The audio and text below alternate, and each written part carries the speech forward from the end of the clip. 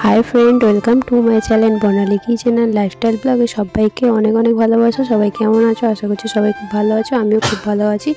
তো আজকে আমি যে রেসিপি তোমার সাথে শেয়ার করছি, তবে সবাই সম্পূর্ণ ভিডিওটি দেখো, কেউ স্কিপ করো না। ভালো লাগলে অবশ্যই কমেন্ট করে জানিও। তো চলো তোমরা ভিডিওটি দেখতে থাকো। দেখো এখানে পাবদা মাছগুলো নিয়ে নিয়েছি। এখানে 6টা পাবদা মাছ আছে। তো মাছগুলোকে এবারে ভালো করে কেটে ধুয়ে নিতে হবে। তো দেখো মাছটা একেবারেই ফ্রেশ আর খুবই সুন্দর দেখতে লাগছিল, তো বেশ বড়ই ছিল। তো চলো মাছগুলো কেটে নিয়ে ধুয়ে নিয়ে তারপরে তোমাদের সাথে দেখা করছি। চলো তোমরা দেখতে থাকো। এখানে মাছগুলোকে কেটে ভালো করে ধুয়ে নুন হলুদ মাখিয়ে রেখে দিয়েছি। আর এখানে কি কি লাগছে দেখো, এখানে পেঁয়াজ কুচি, কাঁচা লঙ্কা কুচি, ধনেপাতা কুচি আর হচ্ছে টমেটো কুচি। আর দেখো এখানে আমি সাদা আর কালো দুরকম সর্ষে নিয়ে নিয়েছি। সর্ষেটাকে এবারে পেস্ট করে নেব। তো আমার সর্ষে পেস্টটা করা কমপ্লিট হয়ে গেছে। চলো এবার রান্নাটা শুরু করা যাক।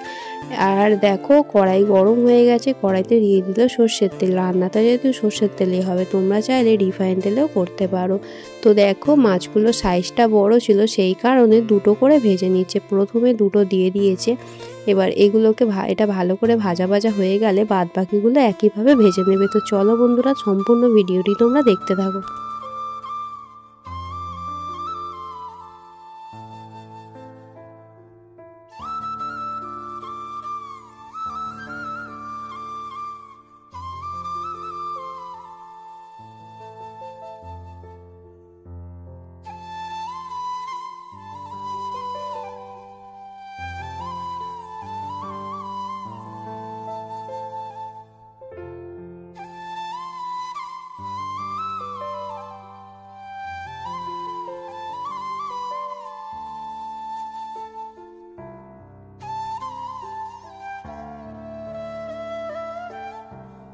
দেখো সব মাছগুলো ভাজা কমপ্লিট হয়ে গেছে। এবার রান্নাটা শুরু করবে। নতুন যদি কোনো বন্ধু আমার ভিডিওটি দেখে থাকো, লাইক কমেন্ট করে জানিও আর চ্যানেলটি সাবস্ক্রাইব করে পাশে থেকেও। দেখো প্রথমে কড়াইতে তেল দিয়ে পেঁয়াজ কুচিগুলো দিয়ে দিল।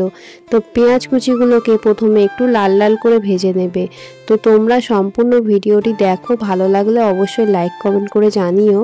আর যদি নতুন বন্ধু হয়ে থাকো অবশ্যই চ্যানেলটি সাবস্ক্রাইব করে পাশে থাকা বেল আইকনটি ক্লিক করে রেখো, যাতে যে কোনো ভিডিও ছাড়ার সাথে সাথে তোমাদের কাছে নোটিফিকেশান পৌঁছে যায়।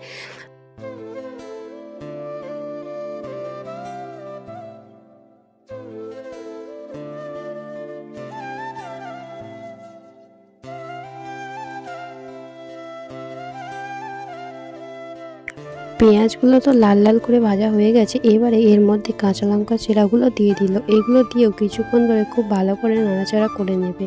তারপরে দেখো এবারে দিয়ে আদা রসুন দিয়ে এবারে কিছুক্ষণ ধরে খুব ভালো করে কষিয়ে নিতে হবে, যতক্ষণ না পর্যন্ত আদা রসুনের কাঁচা গন্ধ যাচ্ছে। তো দেখো আদা রসুনটাকে দিয়ে এবার খুব ভালো করে কষিয়ে নিচ্ছে।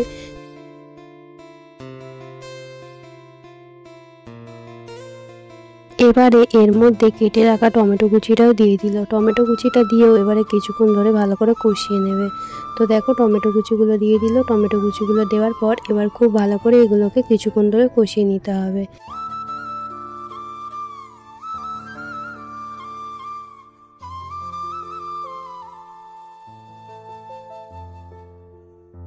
দেখো সব কিছু ভালো করে কষিয়ে নেওয়ার পরে এবারে দিয়ে দিল পরিমাণ মতো লবণ, 1 চামচ হলুদ গুঁড়ো দিয়ে ভালো করে একটু মিশিয়ে নেওয়ার পর এবারে দিয়ে দেবে পরিমাণ মতো লঙ্কা গুঁড়ো। ঝালটা তোমরা তোমাদের পরিমাণ মতো দেবে, যেহেতু এখানে অনেকগুলো কাঁচা লঙ্কা দেওয়া আছে। 1 চামচ লঙ্কার গুঁড়ো দিল।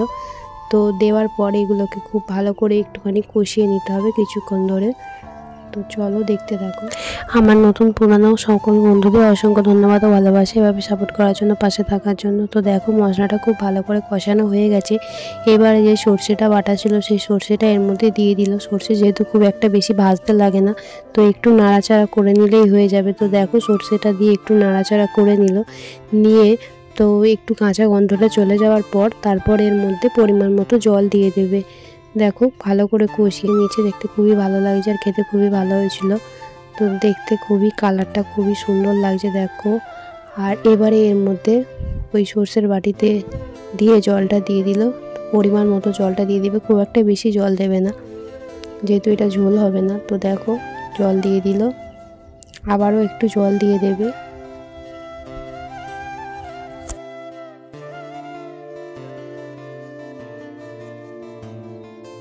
জলটা এই এতটুকুই দিয়েছে, আর জল দেবে না। তো এবার দেখো ফুটে এসেছে, আর একটু ফুটে গেলে মাছগুলোকে দিয়ে দেবে।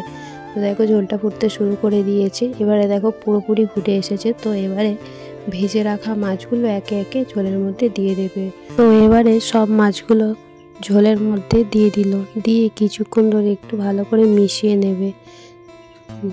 ঝোলের মধ্যে দেখো সব মাছগুলো দেওয়া হয়ে গেছে, এবারে খুব ভালো করে এটাকে মিশিয়ে নেবে, একটু কিছুক্ষণ ধরে ফুটিয়ে নেবে।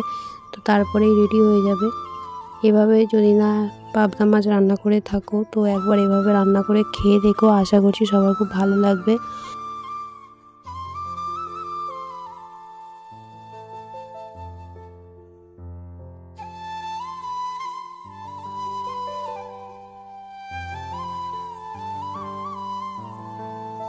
এবারে এর মধ্যে ভাজা মশলা দিয়ে দিল, দিয়ে খুব ভালো করে এটাকে মিশিয়ে নেবে।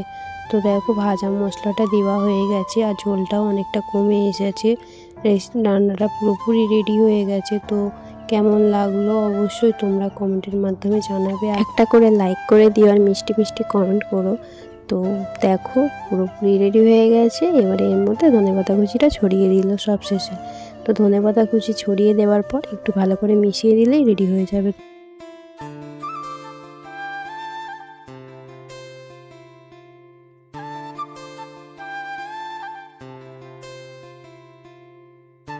রেডি হয়ে গেছে আমাদের পাবদা, সর্ষে পাবদার রেসিপি। দেখো নামিয়ে নিল একটা পাত্রের মধ্যে। তো যদি ভালো লাগে অবশ্যই তোমরা জানিও। আর সবাইকে অসংখ্য ধন্যবাদ এতক্ষণ পর্যন্ত ভিডিওটি দেখার জন্য। সবাই খুব ভালো থেকো, সুস্থ থেকো, সাবধানে থেকো। আবারও দেখা হবে অন্য কোনো ভিডিওর সাথে। ততক্ষণের জন্য টাটা, বাই বাই। সবাইকে অনেক অনেক ভালোবাসা। এভাবে পাশে থেকে সাপোর্ট করো। আমিও তোমাদের পাশে ছিলাম, আছি, থাকবো। সবাইকে অসংখ্য ধন্যবাদ। তো টাটা, সবাই ভালো থেকো।